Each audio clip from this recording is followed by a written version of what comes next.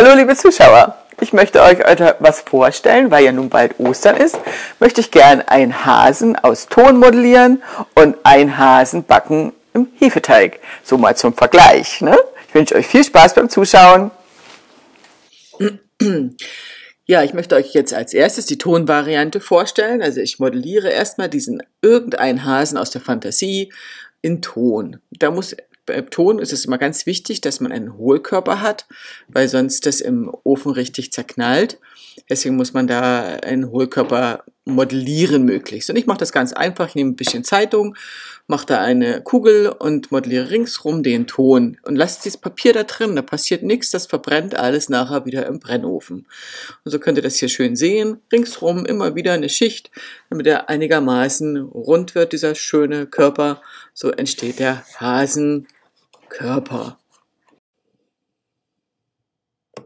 Und damit es immer schön richtig rund wird, nehme ich natürlich immer ein bisschen Wasser und glätte das damit. Hier sieht man es ein bisschen langsamer. Ich nehme wieder ein Stückchen Papier für den Kopf und modelliere ringsrum den Ton, damit der auch wieder hohl wird und nicht beim Brennen kaputt geht. Dann mache ich immer so eine kleine Spitze unten an den Kopf, so wie man es hier sehen kann, damit der da Halt kriegt in dem Körper unten drunter. Dann stecke ich da rein und modelliere das jetzt wieder mit dem Ton fest. Das richtig fest anmodelliert, sodass das hält. Also beim Ton geht das wunderbar, beim Backen funktioniert das nicht so.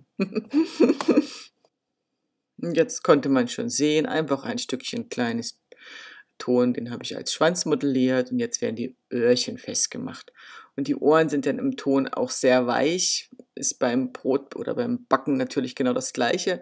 Hier kann ich das wunderbar fixieren mit Zahnstocher und die brenne ich auch mit, weil das funktioniert nicht so, wenn die dann trocken sind. Und also es wird alles bei mir immer mitgebrannt, das glüht alles wunderbar weg im Brennofen.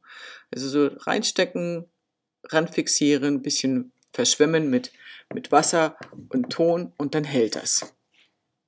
Wir können es sehen, das mache ich noch die Nase und noch ein bisschen Augen, damit das Tierchen auch noch ein schönes Gesicht bekommt. Ne? Und das wird dann hinterher noch schön angemalt. Das wirkt dann erst, wenn es richtig angemalt ist. Ich zeige den gleich jetzt nochmal dann, wie er dann richtig aussieht.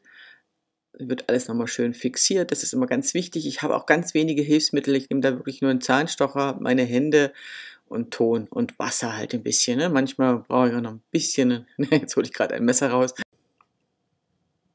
So, jetzt wird er noch schön fertiggestellt und jetzt kann man ihn auch gleich nochmal von vorne sehen.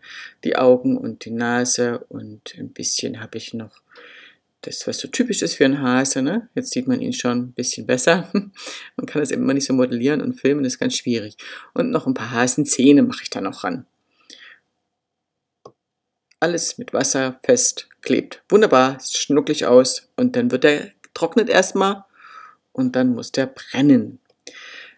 Jetzt mache ich noch eine flache Variante, weil ich glaube, dass es mit Hefe einfach einfacher zu backen ist. Deswegen habe ich da jetzt so einen ganz flachen, ohne Schablone, Pi mal Daumen, einfach so einen flachen Osterhasenkopf ausgeschnitten und den modelliert, dass das aussieht wie ein kleines Osterhäschen, ein süßes.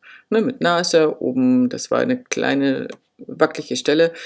Die bricht dann auch später noch ab, aber das ist nicht schlimm, kann man alles kleben bei Keramik. Und jetzt mache ich da überall die Nase wieder ran und ein paar Äuglein. Und man sieht es hoffentlich auch in dem Film, ich mache da nicht so viel und wiege da nichts ab. Ich nehme immer eine Kugel und teile die durch zwei, dann weiß ich, das passt.